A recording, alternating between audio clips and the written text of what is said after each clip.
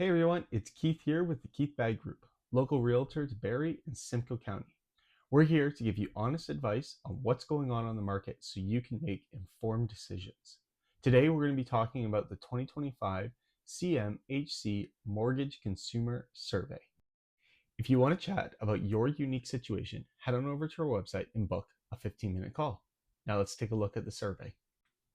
The most important key takeaway for 2025 was that this year respondents appeared more optimistic than last year about their purchase being a good investment. The main reason we believe this is the case is because home prices have remained flat. However, interest rates have gone down and wages have gone up, so housing is more affordable this year than last year. Gifts and inheritance still remained a big component of the down payment for home buyers. However, it's not the sole reason that people were able to buy. And later on in the survey, we'll see that most people were actually able to buy even without the inheritance, although it helped them get into the home that they would like. And finally, 1 in 10 people who didn't have a secondary suite said that they planned on building one in the near future. So when we look at the first-time homebuyer, 35% of them were living with their family and 64% of them were renting. We're not quite sure what the other 1% were doing. Of those first-time homebuyers who were renting, they rented for on average 6.4 years before they were able to purchase their first home. What's also interesting about this report is we see that over half of the people who purchased had a co-signer or a guarantor. And finally, for this page, only 71% of people actually took advantage of the first-time homebuyer savings account. If you don't know what that is or want more information, book a call with us and we can connect you with the right people to help you get set up. We had more first-time homebuyers than we did last year. Again, we believe this is because housing has become more affordable. Not that it's totally affordable, but it was better than last year. Because house prices have remained flat, interest rates have gone down, and wages have gone up. In the next paragraph, we see that this year people had to save for on average 3.4 years before they could afford a down payment, versus last year was 4.2.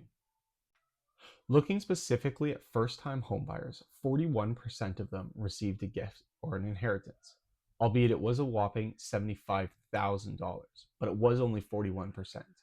And of the people who did receive a gift or an inheritance, 80% of them still would have been able to purchase a home, albeit with a large amount of concessions.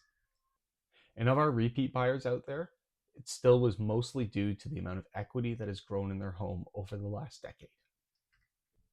This year, fixed mortgage rates were still the highest at 62%. However, it is down 7% from last year.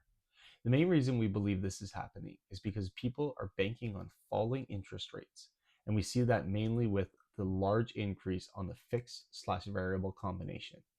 These are people who are looking to try to time the bottom of the rate market, as the Bank of Canada is expected to continue to cut a few more times this year. According to the people surveyed, 28% of them already had a secondary unit. And of the ones who didn't, 1 in 10 were planning to build one in the near future. Now, unfortunately, to a bit of the uglier part of this survey, looking at people's financial health. This year, there was more people who stated that they had difficulty maintaining their debt payments at a whopping 51%. And this is up from last year's 42%.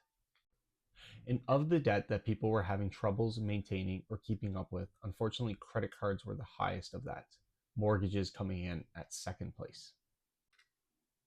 This is also pretty scary. 22% of the people surveyed were using one credit card to pay off another. That's up from 15% of last year. Now back to our first-time home buyers. 65% of them paid the absolute maximum that they were pre-approved for.